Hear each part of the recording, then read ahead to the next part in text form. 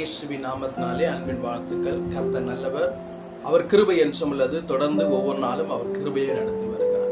அந்த நாளிலுமாய் கூட சங்கீதங்களின் புஸ்தகம் 18ஆம் அதிகாரம் 18ஆம் வசனம் சொல்லுகிறது, என் ஆபத்து நாளிலே எனக்கு எதிரிட்டு வந்தார்கள், கர்த்தரோ எனக்கு ஆதரவா இருந்தார்.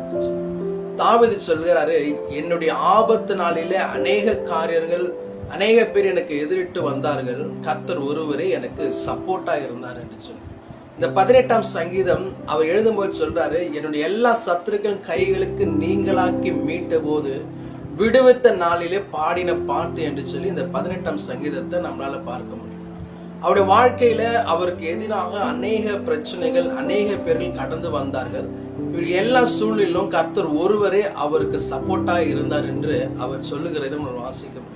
இதிலே 17ஆம் வசனத்தை நம்ம வாசிக்கும் போது, அவருக்கு முன்பாக வந்த ஜனங்கள் எப்படிப்பட்டவர்களா இருந்தாங்களா, என்னிலும் அதிக பலவானா இருந்த என் சத்துருவுக்கும். அவர் சொல்றாரு, எனக்கு முன்பாக வந்த சத்துருக்கள் எப்படி இருந்தாங்கன்னா, என்னை விட அதிக பலமுள்ளவர்களா இருந்தாங்க, அவர்களுக்கும் என்னை பகைக்கிறவர்களுக்கும் என்னை விடுவித்தார் என்று சொல்லி. என்னை நிறைய பேர் என்னை பகைச்சாங்க, அவர்கள் மத்திலெல்லாம் கர்த்தர் என்னை விடுவித்தார். காரணம், அவர் எனக்கு சப்போர்ட்டா இருந்தார் என்று சொல்லி.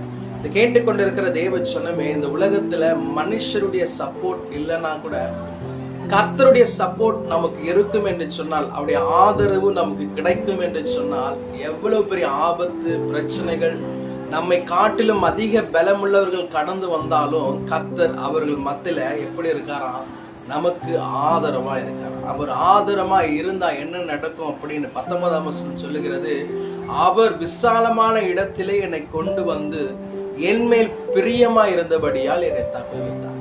கர்த்தர் என் ஆதரவா இருந்தார்னா என்னை விசாலமான இடத்துல என்னை கொண்டு வருகிறவரா இருக்கிறார். என்னை எல்லா விதமான காரியங்களிலிருந்து அவர் என்ன பண்றாரு, என்னை தப்பு வைக்கிறவரா இருக்கிறார்.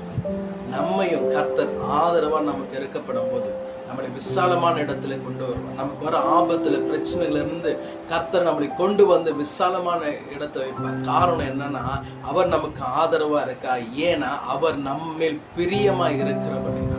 இதே சங்கீதம் 71ஆம் அதிகாரத்துல 20ஆம் வசனத்தை நாம் வாசிக்கும் போது அங்க சொல்லப்படுகிறது, அநேக இக்கட்டுகளையும் ஆபத்துகளையும் காணும்படி செய்த என்னை நீ திரும்பவும் உயிர்ப்பித்து திரும்பவும் என்னை பூமியின் பாதங்களில் இருந்து ஏறப்பண்ண. அவர் சொல்றாரு, அநேக பிரச்சனைகளை அநேக இக்கட்டில் இருந்தேன், ஆனா நீங்க என்ன பண்ணீங்க, என்னை மறுபடியும் நீங்க என்னை உயிர்ப்பித்தீங்க, மறுபடியும் பூமியின் பாதங்களில என்னை ஏற பண்ணினீங்க, என் மேன்மையை பெருக பண்ணி என்னை மறுபடியும் தேய்ச்சுவீர் என்று சொன்னார்.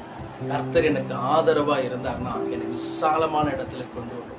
கர்த்தர் எனக்கு ஆதரவா இருந்தார்னா எல்லா விதமான சத்துருக்களை என்னை தப்பி வைப்பார். கர்த்தர் எனக்கு ஆதரவா இருந்தார்னா என்னை மறுபடியும் உயிர்ப்பிக்கிறவரா இருக்கிறார். கர்த்தர் எனக்கு ஆதரவா இருந்தானா என் மேன்மையை மறுபடியும் பெருங்க செய்ய அவர் உண்மை உள்ளவராக இருக்கிறார். இதை கேட்டுக்கொண்டிருக்கிற நம்முடைய வாழ்க்கையில கர்த்தர் நமக்கு சப்போர்ட்டா இருப்பார் என்று சொன்னால், நம்முடைய வாழ்க்கையில இப்படிப்பட்ட நன்மைகளை காண கர்த்தர் உதவி செய்வார். கர்த்தர் இந்த வார்த்தை நிமித்தம் நம்மை நடத்துவாராக.